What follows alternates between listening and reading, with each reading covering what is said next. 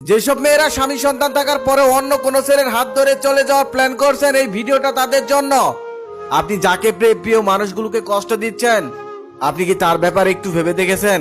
আমাদের দেশে প্রত্যেকটা ছেলের পিছনে 3.5টা করে মেয়ে ভাগে থাকার পরেও কেন একটা ছেলে বিবাহিত মেয়ের জন্য পাগল?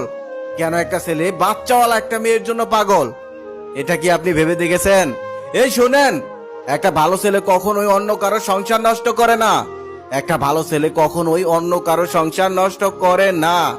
কারো মিষ্টি কথায় ভিজে একদিন এমন বিপদে পড়বেন, সেদিন বেঁচে থাকার রাস্তাও খুঁজে পাবেন না। যে মা ছোটবেলা ফেলাইতে চলে গেছে অন্য বেড়া লাগে, এ মার কথা কেন মনে করবো কোন ভাই? ওরকম মা থাকাচ্ছে যে না থাকাই ভালো, কারণ ওই মার দরকার নাই আমার। মার প্রতি এত ঘৃণা কেন তোমার? ছোটবেলা ফেলাই দিয়ে গেছে। তারা 12 ভাতারি, তাদের যত ভালোবাসাই দাও, তারা একজনের ছাইরা আর একজনের পাশে যাইবই, এটাই ওদের স্বভাব।